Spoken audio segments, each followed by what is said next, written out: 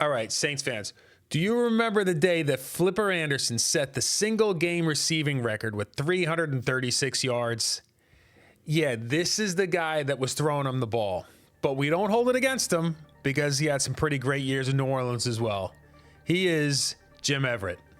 What's up, guys? This is Mike Carney. This is Toy Cook. I'm Randy Mueller. This is Quinn Early. I'm Delvin Bro. I'm Alex Molden. I'm Jake Cup. And this is Life of a Saint. And this is Life of a Saint. And this is Life of a Saint. The Life of a Saint. Life of a Saint. Life of a Saint. And this is Life of a Saint. Whodat?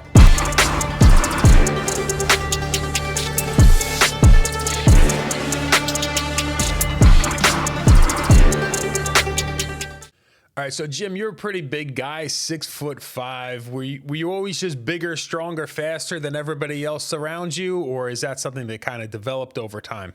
Oh gosh, John, that's a tough question. I don't know. I don't think it happened till late in my career. I was a late bloomer. I played all sorts of positions. I didn't start playing quarterback till 8th grade, and even really didn't start quarterback till my senior year as for varsity, because I was a strong safety.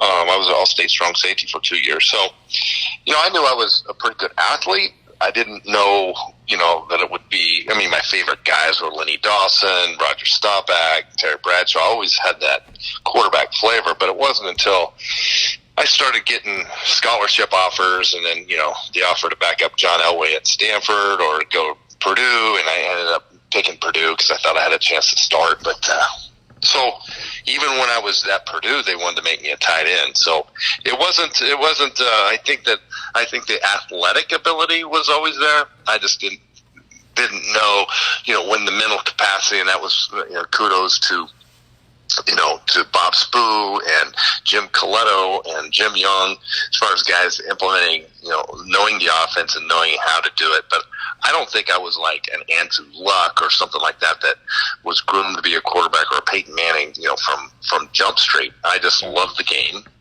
was a good athlete, and just could throw the hell out of the ball. Now, I know you lettered in 4 sports. Is there something specific that made you pick football over the other ones? Well, football was my main one. It always was. It was my true love. It was when I was 5 years old. I saw myself, Kansas City Chiefs were winning Super Bowls in Kansas City, and I was, growing up in Kansas. That was Otis Taylor. I always liked him at wide receiver, but it was Lenny Dawson who was kind of my fave. And matter of fact, that was when I picked Purdue. Was kind of the deciding factor at the end of it. He was a Purdue guy, and that was. I did all the other sports to help prepare me for football. You take wrestling, basketball, or golf. I always said the golf part was the mental part. The wrestling was the physical part. The basketball was, it was fun and shape. But there's a little bit of story about the basketball thing, because my senior year, I was wrestled 185 my junior year. Senior, we had a 3-time heavyweight state champ, and at the time, you go from 185 to heavyweight, and so I would have had to wrestle him to try. And he's a 3-time all-state champion, so I figured, I'm going to try basketball. So I was 6'5", 205 pounds. I couldn't lose 20 pounds. There was nowhere on my frame to lose 20 pounds to get back to 185 and challenge for state with that. So I figured, I'll just go over there and play basketball and have fun. But it was, most of my sports I picked were based off of, what I was doing in football. So aside from Len Dawson, was there something else that made you pick Purdue? Well, there's a bunch of different ways, and I actually had a whole category of, what was campus like, what was their business school like, what was, I had 26, 30 categories of different items and I ranked them. And at the end of the day, after all the schools that recruited me between Arizona State, Texas, San Diego State, Stanford, it came down to Purdue and Stanford as both, such quality schools, quarterback schools, and places that I really felt comfortable with, and that's where Purdue won. I mean, I really felt at home at Purdue, and still do. And it's just one of those places you go to. It's West Lafayette is a destination campus. It's not inner city. It's not any of those things. Once you're on campus, you're just doing campus stuff, and actually became a Sigma Chi and just bought into the whole program. It was great. And Drew Brees being from Purdue, he knows exactly what I'm talking about. Right. Now, did you always assume that you would go pro, or did you have doubts somewhere along the line that it may not work out? Oh, gosh, I had doubts. So even if I was going to be a quarterback, more or less, when Purdue wanted to make me a tight end, I threw 2 interceptions against Minnesota, got pulled it would actually be my sophomore, my redshirt junior, whatever you want to call it. At that point, they wanted me on the field. They wanted an athlete. They saw an athlete. They just wanted me to contribute. They wanted to make me a tight end. So, no, I didn't always feel that I was going to be a pro quarterback. I didn't think that. It wasn't till the next year when we beat Notre Dame, Michigan, Ohio State, and beat those 3 teams, and I was quarterbacking those teams, was when like, we got a chance here. This is good. And the thing is, I did a bunch of arm work. I did I was physically best shape of my life, and so it was one of those things where it's like, and I think the bigger, taller, stronger quarterbacks like myself and Vinny Testaverde were in fat. I think the offenses were built for the big pocket passer at that time. It wasn't the read offenses that they have now, the dual threat stuff. But the offense, it was a good time to be a big tongue quarterback that could throw the ball 80 yards, and so that was kind of built for us at that time. Who was the biggest influence in your development as you made your journey toward the NFL? Biggest influence, I have a lot of influences. I would be remiss to be able to. I think Jerry Hall, who was my head coach at Colorado High School, had a lot to do with me maturing as raising my football IQ, because I was raw. I was, like I said, I was a really good defensive talent, but that was just read, react, hit, physical, that type of stuff. As far as being able to get on the side of the ball and execute an offense how it's supposed to be don't kill yourself, those things. Jim Young was Bob Spoo was big. My dad was big as far as, be able to hang in. There was times at Purdue when they wanted to make me a tight end, I was thinking about transferring, and, you had to, go down to your moral fabric and say, who am I? What do I want out of life? And those types of things. And my dad was always there for me. And then when I got to the pros, there was some really key guys that really, if Ernie Zampese hadn't entered my life, I don't know if I would have had the career I did. Ernie Zampese, as a fantastic coach, he was the one who coached North Turner. North Turner was with us. Dick Corey was a guy that was a technician that I never, you think about all these quarterback guru guys now, throwing coaches, all that. We didn't have that back in the day, but a guy like Dick Corey was the one that would work with my mechanics and do that stuff. And when he left in 1991, and he went to New England, I really missed him, because he was kind of the guy that would bring you down to the, your rock solid part of, let's get your mechanics right. Let's get this right. Let's get that right. And then everything else will take care of itself. But brain-wise, Ernie Zampese bringing that Dan Fouts offense in was, and that's what Norv brought to Troy Aikman down in Dallas. That was, when you run a system, it's very similar, I would say, to McVay coming to golf. You have a system. Are you a system quarterback? No, you're a damn good quarterback. You just happen to be running a state-of-the-art system. And that makes a big difference compared to what some of the other teams are running. And, you look at that. You look at the stuff Tom Brady's been doing for 17 years with the same type of offense, and Daniels has, we call it. He knows that thing in and out, and it's a good system, and they adjust well. Now, I'm sure you endured plenty of bumps in the road, but what was the toughest thing you had to overcome to ultimately make your way into the NFL? Well, just becoming a good college quarterback was my biggest obstacle. I think that was as far as just growing up, maturing, understanding the game. Part of being a quarterback is knowing, when to take the chances. And when you say take chances, you think of Brett Favre. If I was looking at a dictionary and say chances, Brett Favre would be a bit, he's kind of a loose cannon. He made, he made a lot of great throws, but, he also led the NFL in interceptions. It was unbelievable. I used to watch him on film and go, holy cow.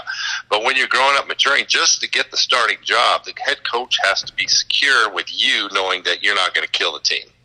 So I think that was the biggest part, is being able to, for myself, is be able to say, it's third and whatever, or we're in field goal distance, let's throw the ball away if it's not there. All these little small things that you don't kill your team with an opportunity, and you give your team an opportunity to win.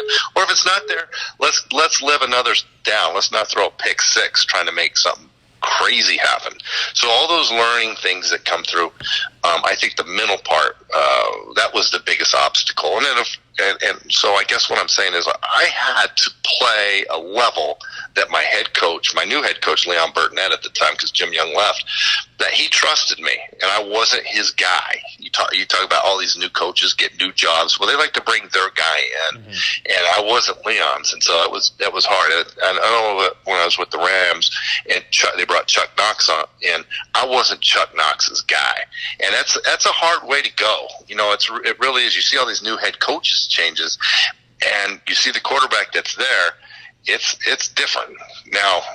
When you got a new head coach and you got Aaron Rodgers as your quarterback, I guess that he gets a hall pass, but still he's got to earn that coach's trust. So you get drafted by the Houston Oilers and don't play it down for them. Ultimately going to Los Angeles to play with the Rams. Take us through what that whole ordeal was like. Well, let's be honest. Houston had Warren Moon. They drafted me to trade me. So that was beyond my control. Back in the day, I think they've got a policy now that they'd much rather trade the pick than trade the guy. You just don't see that happening these days. Indianapolis had the fourth pick of that draft, and I thought I'd be playing for Indianapolis, but instead Houston had one pick in front of them, and they picked me, and they didn't need me. And everyone knew it, and they gave me a contract that was basically laden with incentives, knowing that maybe I wouldn't start with Warren Moon there. So it was kind of a luxury for them to do it, and they knew they were going to trade me. And there was 3 or 4 other teams in the trade talk all the way up to the trading deadline before the Rams pulled the trigger, and we got things going. So I wish there was Twitter at that point. I could at least laid out but we didn't. We just had reporters, and so it was, I felt like I was being thrown in the category of John Elway, or currently guys would know Eli Manning, how he didn't want to go to San Diego. It wasn't the fact I didn't want to go to Houston. I wanted to play for anybody. Right. The fact that Houston just drafted me to trade me, that was their shot. That was their call. So I really didn't sweat that part. I just wanted to get to a team that I could. I missed all training camp, and I just wanted to get to a team to contribute. And the Rams traded a lot of draft capital to get me. And, John Robinson, it was a perfect situation because we had Eric Dickerson, a great offensive line, and a playoff caliber team. All I had to do is hand the ball off, and off to the playoffs we go. So, Jim, I mentioned the 336-yard performance that Flipper Anderson put on against the New Orleans Saints. Is that the wide receiver you were most comfortable with, or was there somebody that you had a better chemistry with? Oh, I wouldn't say that. I think Flipper had some good games. Don't get me wrong. And Flipper's a dynamic receiver and had a fantastic career. But I think one of the guys that I was most comfortable throwing the ball to was our ex-receiver Henry Ellard. Okay. I think he was at the time, I think he's still 15th on the list and still not in the Hall of Fame, and I don't understand why, because, he was a triple United States Olympic triple jumper, and the dude was unbelievable. His timing of his routes, the precision. I could throw the ball 3 or 4 steps before he's out of a break and know exactly where he's going to be. So I think Henry would be the guy that got most of the throws, and you'd see his career yards that shows up for him. I think Flipper was more of our Z receiver, more of our deep threat that.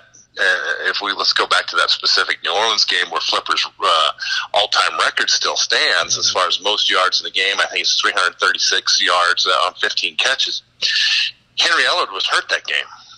So Flipper had to run at the X position, and, he just went off. And I feel bad for Robert Massey who had to cover him, but, he just couldn't do it. Now, when you do ultimately leave Los Angeles, head over to Louisiana, was that a tough transition for you, or is that something that was kind of like you were ready for a change at that point? I probably should have left a couple years earlier. I probably should have left the time, and I brought the Chuck Knox thing up. I probably should have left when Chuck Knox came in because I just wasn't his guy. I wasn't his fit. They kept Ernie Zampese. They kept me, and it really wasn't a good fit. And I don't know how to say that except for exactly say it. It just, Chuck wanted to run the ball. He wanted a quarterback to take no chances, 0 chances. And he wanted just to win the games, 10-9. That's how he wanted to play. But we didn't have the personnel, the drafting. And I you can go back over the years, the drafting from basically the time I got there to 1992 or so for the Rams was just horrid, and we just didn't have the talent to fill, from the older guys that left. And you can show all the 1990s, the Rams were the least winning team in the NFL. I mean, for a reason. It was they were looking for, they need guys, they needed players. They had athletes, but they didn't have football players, in my opinion. So when I went to New Orleans, I was happy as a lark. We were playing for a coach like Jim Mora, a quality human being. I think what was kind of ironic is when I showed up to New Orleans, that was the time Ricky Jackson and Pat Swilling retired. And Sam Mills, we still got one more year out of him, which was fantastic to play with. But all those defenses over all those years, I thought I was going to have a chance to play with. Then all of a sudden they start leaving, and it was kind of an interesting time. And we were 500 teams there at New Orleans. But I'll tell you this: the people of New Orleans, and that's where I always get. When you come from one franchise and you go to another, the people of New Orleans were a blessing. It was the best experience of my life. Here they take, that was after an event with a radio announcer and stuff that went down, and I'm looking for a resurrection of my career, and the people were so positive, and it's just a blessing. And to this day, I think being in New Orleans has definitely helped even my Catholicism. So it really is a special place for me. In your 3 seasons in New Orleans, do you have like a favorite memory or? Oh gosh, I got a ton of moments. I mean, Carl Smith was a great offensive coordinator at the times with Quinn Early and Michael Haynes and Wesley Walls. I don't know if I have a one-time, all-time favorite moment, maybe a defining moment. I mean, I'm sure if we would have the playoffs and had a win, like a moment like the Giants walk off with Flipper Anderson, we really didn't have that type of moment in New Orleans. But I'm telling you, there was so many good plays by players, Willie Rofe and Dombrowski and the guys up front. It was a pleasure, but I can't recall one specific, like this was the best. There was just so many good ones. I thought our offense was pretty dynamic. Carl did a great job. It was unfortunate at the very end when Jim left, and that was kind of a different situation, but it was frustrating. I don't think he had the defense that he was used to having. Right. And, that's really, really hard when you got a defensive-minded head coach. Right. You get to San Diego in 1997 for what amounts to be a cup of coffee. Was your mind or your body, was anything telling you it's time, you're ready to retire, or how did that play out at the tail end of your career? Well, I went down to San Diego and I actually hurt my arm down there. I played for a game. As a matter of fact, the only game I started was against New Orleans, and we won as a Charger. I think one of the Charger media guys would tell me I'm the only undefeated quarterback to start in Charger history. So there's but it was against the Saints. Go figure. Hey, all these guys, when you see a player and he plays his old team, don't believe that it's just another game. Don't believe that crap. They say that. They just say that for the media stuff because it's special. When I started, but we had a coach down in St. Louis, Kevin Gilbride, and God bless his soul. He, it was his first and only year as an NFL head coach. But after experiencing that, I was pretty much looking for another career. It wasn't fun. Gotcha. It really wasn't fun. And that's why I tell kids, I'm like, no matter what you do, have fun doing what you're doing. And when the game didn't become fun, or it wasn't fun at that point, I was like, you know what?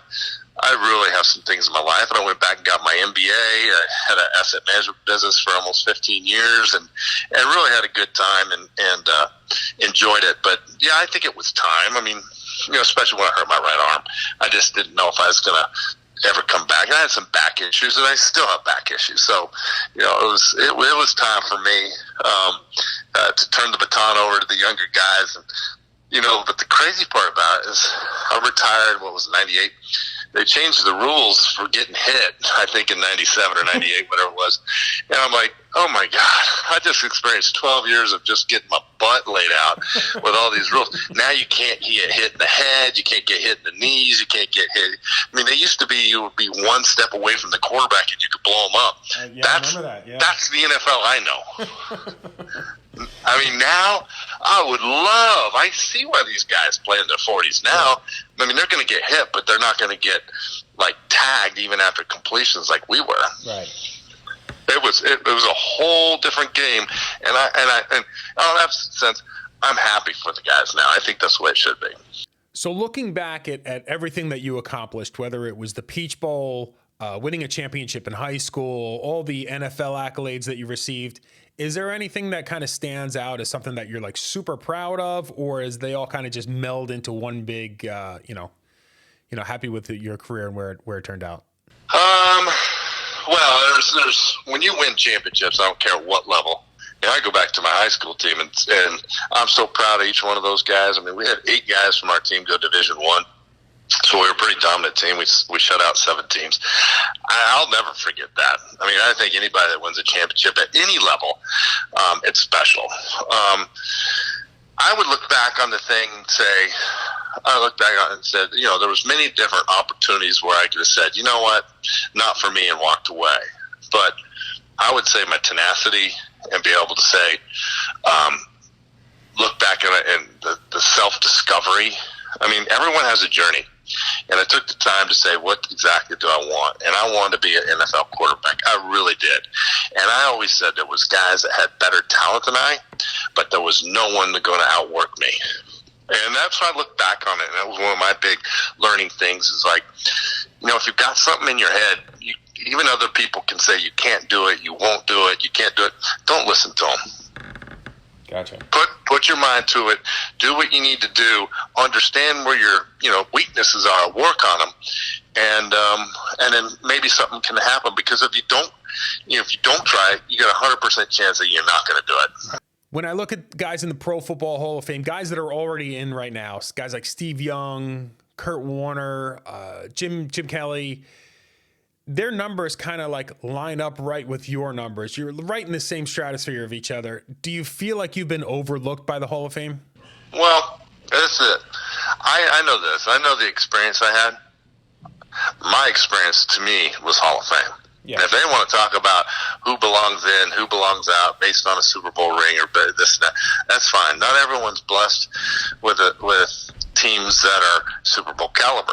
Right. That's just how it is. I mean, sometimes look, Trent Dilfer's got a ring, but the fact is he was blessed with a damn good team. So I don't base it on one thing. I know the Hall of Fame has its own political agenda about who can do what. I know the experience I had. I played the best I possibly could. I played the hardest for my teammates I possibly could. And I'm damn proud of my career. Could I have eked out another few years? Could I have, tried to do this and that? Maybe. But I look back on it and go, I know in my mind that I did the best I possibly could. So I'm totally satisfied about it. What accolades? I was never worried about personal accolades while I was playing. More or less worried about personal accolades after. Gotcha. I just wanted to be the best I could. And you know what? I had some of the best teammates. We had some of the best times. And I look at it now, I'm still having great times. Just follow my Twitter every once in a while. I'll tell you. I was just going to say, it looks like you're always joking around and having fun, so that's great. Well, that's how it was.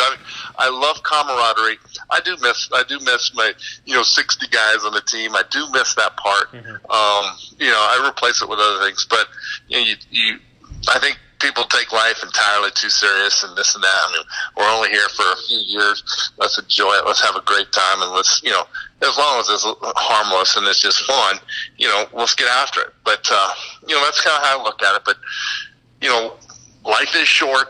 Do what you think you can do, and put your mind to it, and don't let anyone tell you you can't. And that's basically my philosophy. Gotcha. No, it's a good one. It's working for you, so. Yeah. You figured it out. Yeah, I don't know. It's fun. I try to hand it down to some kids, and because we got to pay it forward, and the future generations, and they talk about this generation, this generation, this. I totally believe that our younger guys are going to be better than us. I already think the system. You look at the players. You look at the stuff that they're doing. The expectations, the coaching they're getting at such a young level, I think it's awesome. All right, so that's it. We're going to put a bow on this one. Jim Everett, great guest. He's always a lot of fun to speak with. Let me know who you think should be the next guy that we throw on one of these episodes of Life of a Saint. Until then, whodat, everybody. I appreciate every one of you. Take care.